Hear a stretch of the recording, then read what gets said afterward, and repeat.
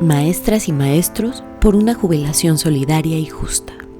Esta entrevista fue grabada el jueves 22 de mayo del 2025, en el contexto de las movilizaciones de la Coordinadora Nacional de Trabajadores de la Educación en la capital del país, quienes luchan por pensiones y salarios dignos. La conversación está dedicada al artista y activista Antonio Gritón, quien nunca dejó de luchar por un mundo mejor. No, me da mucho gusto, Jerónimo, platicar contigo, ¿no? Con todo lo que ustedes hacen, ¿no? Una de las últimas veces que platicábamos, a propósito de una charla que al final de la pandemia di sobre el anarcosindicalismo español, tú insistías en que había que platicar más de estas cosas y menos de los maestros. Y mira, estamos regresando aquí con los maestros, ¿no? Y me gustaría, si estás de acuerdo, que esta charla se la pudiéramos dedicar a tu tío, ¿no? Tan querido Antonio Gritón, un gran artista que siempre estuvo muy, muy cerca del magisterio, ¿no? Muy cerca. Lo recuerdo una imagen suya en una de las marchas, él subido en uno de los leones del monumento de la Independencia con una bandera que decía Viva la Gente, ¿no? Pero además en su arte, recreando a Misael Núñez Acosta, a Arturo Gámez, a Lucio Cabañas, a Genaro Vázquez, a todos los que están en el emblema de la Cente, ¿no? Él los deconstruyó, hizo fotos intervenidas y los regresó al movimiento. Entonces, pues estamos recordando 6 meses de que se nos adelantó, pues dediquémosle la charla a él, porque ahí estaría ahorita, ahí en el plantón seguro, haciendo travesuras. ¿Cuáles son las demandas de la Cente hoy? Bueno, aquí hay demandas que se han venido acumulando por no tener una solución adecuada y porque les han venido ofreciendo que se van a resolver y no se han solucionado, ¿no? Ha habido una cerrazón política para hacerlo. Yo creo que las demandas centrales se resumen. Primero, un aumento salarial digno. Segundo, la abolición de lo que es la reforma educativa del 2019, o sea, ya con la 4T. Y tercero, la abrogación de la ley del ISSSTE del 2007. Si quieres, vamos punto por punto, ¿no? Primero, un aumento salarial digno. Si uno ve el salario de los maestros en la Organización para la Cooperación y el Desarrollo Económico, a la que México pertenece, resulta que el salario de los maestros mexicanos es un 23% más bajo que la de los maestros de la OCDE. Está muy castigado. Y si uno ve lo que gana un profesionista, una gente que tiene una licenciatura, en relación con el salario de un maestro, es 17% más bajo. Se anunció que iba a haber un aumento. El aumento es la forma en la que se fraseó es muy confuso. Se dijo que era un 9% y luego va a haber un 1% más. Pero el salario magisterial, como el de los trabajadores al servicio del Estado, tiene siempre un componente que es el salario base, con el que finalmente se jubilan, y luego una serie de prestaciones que no tienen consecuencia luego sobre futuros aumentos. Entonces, de ese 9% todavía no sabemos cuál es el salario base, o yo no lo sé, no se ha informado públicamente, ¿no? Y se han manejado una gran cantidad de cifras de salarios, de lo que ganan maestros. Y se habla de que desde el sexenio pasado dice que ganan por lo menos 16,000 pesos, ahora que van a ganar 19,000, no es cierto. El salario base de un maestro en la Ciudad de México es de aproximadamente 11,747 pesos, ¿no? Mite más bajo. Pero aunque, como dicen los abogados, supongamos sin conceder que fuera alrededor de 18, 19, eso significaría que el salario de un maestro es el 2.2 salarios mínimos. O sea, un profesionista gana el doble de alguien que no es un profesionista, ¿no? La situación es difícil en el país, han aumentado los salarios mínimos, todo eso es cierto, pero es un salario bajo, literalmente, para alguien que es un profesionista. En otros momentos de la historia, no tan remotos, ha estado en 4.6 o 4.7 salarios mínimos, ¿no? Eso es una diferencia muy, muy relevante. Entonces ese es el primer planteamiento. O sea, el aumento que se dio es insuficiente, dígase lo que se diga, ¿no? Segundo, el asunto de la reforma educativa de 2019. Cuando se aprobó la reforma educativa de Peña Nieto en 2013, hubo un gran movimiento de protesta, ¿no? Recordemos que hubieron profesores que fueron asesinados, encarcelados, perseguidos, ¿no? Y los propagandistas de la 4T o del segundo piso, que en aquel entonces hablaban de que era una lucha ejemplar, digna, etcétera, etcétera. No escatimaban elogios hacia ese movimiento. Y una de las promesas que hubo en las elecciones de 2018 es que se iba a abrogar esa reforma educativa de Peña Nieto y se iba a hacer una nueva reforma educativa. Efectivamente se hizo una nueva reforma educativa, pero esa nueva reforma educativa es en lo básico, en lo sustancial, la misma reforma de Peña Nieto, ¿no? Se limaron las espinas más filosas del erizo neoliberal, pero el corazón, el concepto se mantuvo como tal. Es como si hubieran agarrado un coche viejo, le hubieran pintado la carrocería, le habían cambiado las llantas, arreglado los asientos, ¿no? Pero el motor y la dirección y la caja de velocidad sigue siendo la misma, ¿no? Y de alguna manera la presidenta Claudia Sheinbaum lo reconoció en el discurso del 15 de mayo, es muy interesante, al hablar del concepto de excelencia. Dijo que ese concepto de excelencia que no se entendía, no tenía ningún sentido. Y tiene razón, o sea, ese concepto de excelencia es absurdo. Pedagogos tan importantes como el doctor Pablo Latapí lo cuestionaban fundamentalmente, decían que era una barbaridad, pero resulta que el concepto de excelencia es un concepto que se introduce en la reforma educativa de 2019, no viene de después. Y digamos, no es el único asunto, pero hay un asunto que es muy importante, que es el siguiente. En la reforma de 2019, como en la de 2013, a los maestros los meten en una jaula laboral.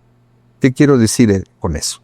Quiero decir que las relaciones laborales en el marco de las leyes mexicanas están reguladas por el artículo 123 constitucional. Y ese artículo 123 se divide en apartado A para los trabajadores privados y el apartado B para los trabajadores al servicio del Estado, ¿no? Los maestros debían estar inscritos en el apartado B del 123.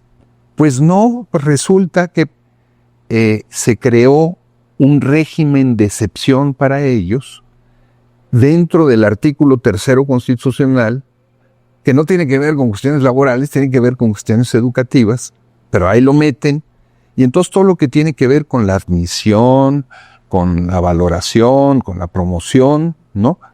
Está enmarcado en un régimen especial. Es una jaula a la que lo metieron.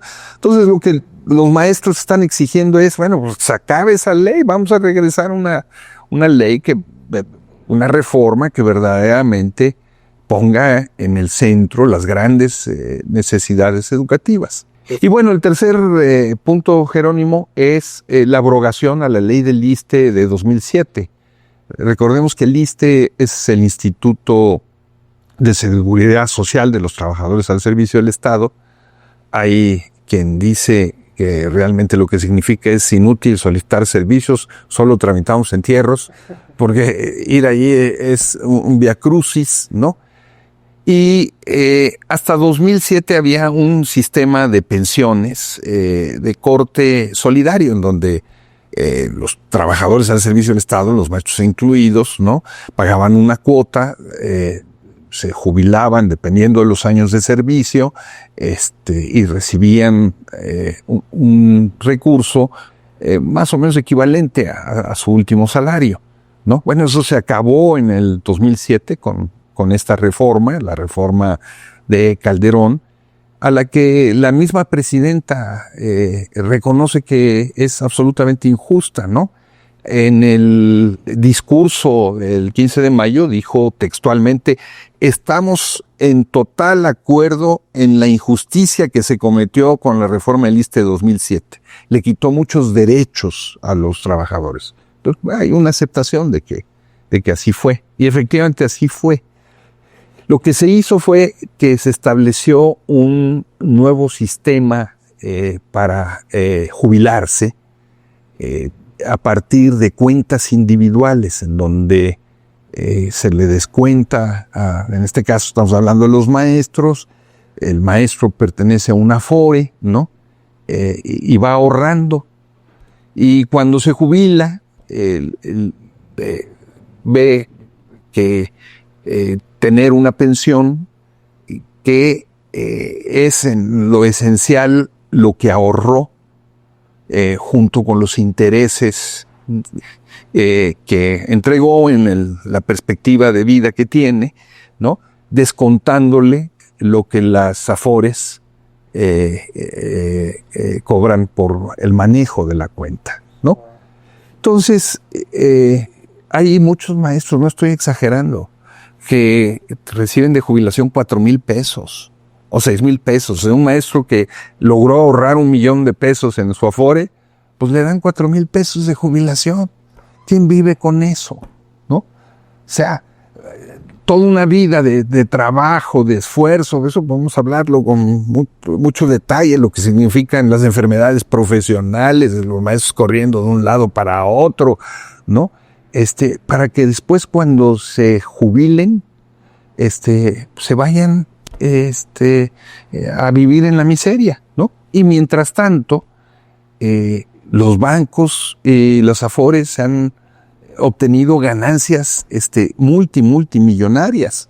Los bancos en tiempos de Andrés Manuel López Obrador, recibieron ganancias de 1,178,000,000,000 de pesos. Imaginémonos lo que es eso, el doble de lo que obtuvieron con Peña Nieto. Y las Afores, tan solo en los últimos 4 meses, tuvieron ganancias de 4,702 millones de pesos. Tan solo en los últimos 4 meses. O sea, cuando se dice es que no hay dinero para que los maestros tengan pensiones justas, pues se está dejando de lado que sí hay dinero, pero se lo están llevando los grandes tiburones, ¿no? Por eso lo que los maestros están demandando es: terminemos con ese régimen de pensiones, ¿no? Y vamos a establecer un sistema de pensiones que sea justo, que sea solidario, que sea intergeneracional y que garantice que después de toda una vida de servicio se va a poder descansar con un ingreso razonablemente bueno. ¿Qué cambios hubo tras la llegada de López Obrador y la 4T? Bueno, el cambio que hubo Estamos hablando en el caso específico de la reforma educativa, ¿no? El cambio central tiene que ver con que se desvinculó evaluación en el servicio con permanencia, ¿no? Que la legislación de Peña Nieto se quería vincular una cosa con la otra, poniendo una especie de espada de Damocles sobre la cabeza de los maestros. Aquí eso fue un avance real, pero en todo lo demás no lo hubo, ¿no? O sea, en la idea central de la educación, como una educación, antes se hablaba de calidad, ahora se habla de excelencia, que es mucho peor. En el corral del que hablábamos hace un momento, o sea, todos los maestros están enojados con el sistema para valoración, para poderse cambiar de escuelas. Es un desastre lo que hay. Literalmente es muy, muy injusto. Porque de la misma manera que en las pensiones lo que priva es una lógica individual, o sea, ahora tú vas a cargar con tu pensión, tú te vas a autopensionar, ¿no? Cuando antes tú dabas una cuota, pero el Estado también entraba con otra para equilibrarlo. Lo mismo sucede con este sistema de promoción y de evaluación magisterial, donde todo depende de ti, se olvida el sentido colectivo que debe de tener la educación. ¿Es posible financiar un sistema pensionario alternativo al esquema de Afores? Muy importante lo que dices, Jerónimo, eso es muy importante. Yo acabo de dar cifras multimillonarias de los banqueros, ¿no? 1.200.000.000.000 los bancos y 4.700 millones de pesos en los últimos 4 meses las Afores. Bueno, eso significa que sí hay dinero, ¿no? Lo que pasa es que el dinero se lo están quedando que en el caso de las Afores son Coppel, Azteca, ¿no? Luego los quienes funcionan como propagandistas de la 4T dicen, le están haciendo el juego a Ricardo Salinas Pliego. No, los maestros están afectando, señalando, exigiendo que se afecten los intereses de Ricardo Salinas Pliego, ¿no? Banamex, esos son las Afores principales. Hay 10 que manejan todo este tinglado. Entonces sí hay dinero. Entonces, ¿de qué se trataría? Se trataría, y esto ya es mi punto de vista personal, de que el Estado creara una Afore donde se manejaran los ahorros para la jubilación de los maestros y de los trabajadores al servicio del Estado, que se le diera una cuota y que se garantizara una pensión digna al final.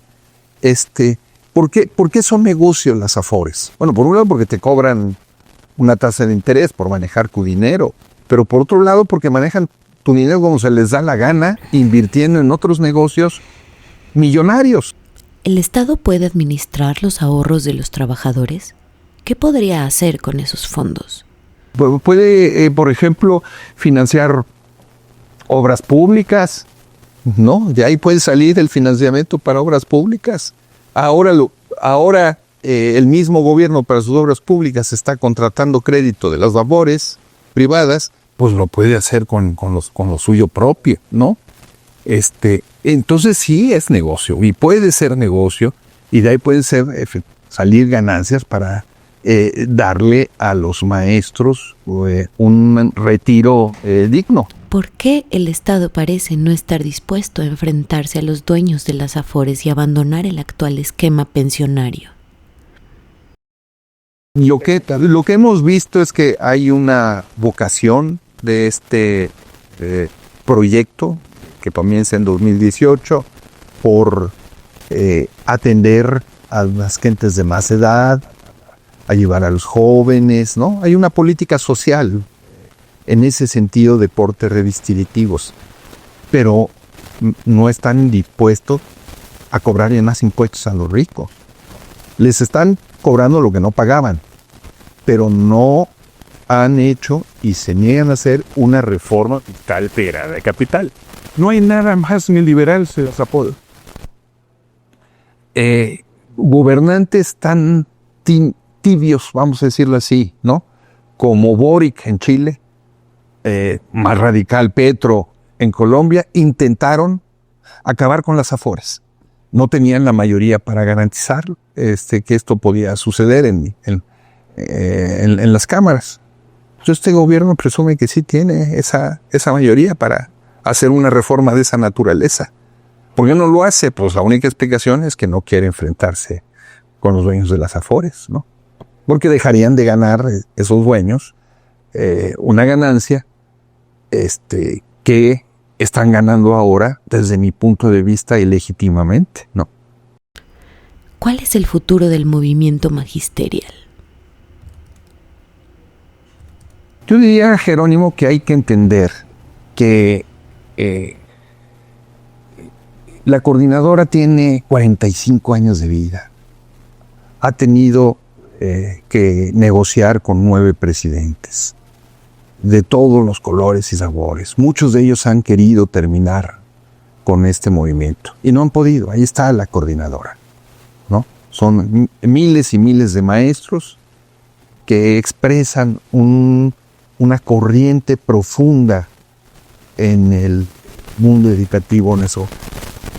Porque incluso antes de que se formara formalmente la coordinadora como tal, en 1979, esas corrientes se expresaban de distinta manera en la lucha. Entonces, eso es, creo que lo primero que hay que tener en cuenta, ¿no? Esta realidad de la coordinadora, con ella se tienen que convivir, no tienen de otra. Segundo, estas demandas son demandas que se han venido enarbolando una y otra vez y han habido compromisos o se ha dicho una y otra vez en campañas que se van a echar para atrás. Bueno, pues ya llegó la hora de hacerlo, ¿no? Hay que encontrar una ruta para hacerlo, porque si no, lo que va a seguir sucediendo, ¿no?, es que la coordinadora se va a seguir expresando como se ha expresado a lo largo y a lo ancho de todos estos años. En distintos momentos, los han encarcelado, los han matado, los han perseguido, y ahí están, ahí siguen, ¿no? Van a seguir. Creo que es muy importante que dejen de menospreciarlo, ¿no?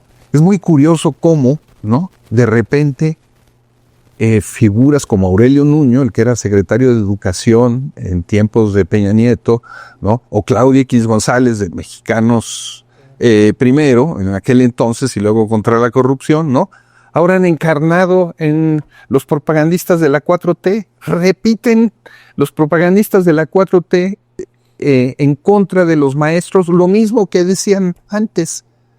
Primero necesitarían un diccionario, ¿no?, porque utilizan palabras para la lucha de los maestros como que son extorsionadores, tienen secuestrado a la niñez, secuestraron a Palacio Nacional, dicen ahora, caray. O sea, decir eso es no saber lo que significa secuestrar y extorsionar. Confunden lo que es un bloqueo, ¿no?, lo que es una ocupación de calles, lo que es un plantón, ¿no?, con una práctica criminal, y asociar una con la otra y señalar a los maestros como que están ejerciendo esa práctica en un país como donde hay que pagar derecho de piso, en un país como donde te secuestran, en un país, es muy peligroso. Es una acusación, me parece muy irresponsable la que están haciendo. Entonces, creo que hay que escuchar a los maestros, hay que ver qué están planteando. Hay que dejar de descalificar, ¿no? Antes de juzgar hay que entender, ¿no? Y buscar encontrar una ruta para, efectivamente, si es cierto que se quiere acabar con el neoliberalismo, se acabe con una de las piedras o de los cimientos nodales del neoliberalismo, que es el sistema de las Afores. ¿Cómo sería México sin el movimiento magisterial? Si este país es hoy un poco mejor de lo que era, se debe mucho a la lucha de los maestros democráticos. Los maestros democráticos, la coordinadora tiene 3 grandes ejes, ¿no? Que son la democratización de la educación del sindicato y la educación del país. Y ha tratado de luchar en esos 3 frentes, de tal manera que uno se encuentra a los maestros en las luchas de los campesinos, del movimiento urbano popular, en las luchas por otro tipo de educación, en las luchas democráticas en el sentido más amplio, cuando se estableció el plantón en Reforma por el fraude electoral contra Andrés Manuel López Obrador en 2006, en los distintos campamentos que había a lo largo de Paseo de la Reforma, estaba lleno de maestros en todo, además porque son los que sabían cómo organizar ese tipo de cosas, ya habían puesto sus campamentos como los ponen ahora, ¿no? Entonces, este país sería muy otro si no fuera por ese empuje, por esa decisión de lucha, por ese compromiso, por un México más justo que enarbola en los maestros democráticos de la Coordinadora Nacional de Trabajadores de la Educación, me parece. Gracias, Luis. Gracias a ti, Jerónimo, y pues digamos saludos ahí por otra vez por Antonio Gritón, tu tío, que estaría ahí feliz con sus camisas escandalosas, animando a los maestros en sus tiendas de campaña y en el Zócalo.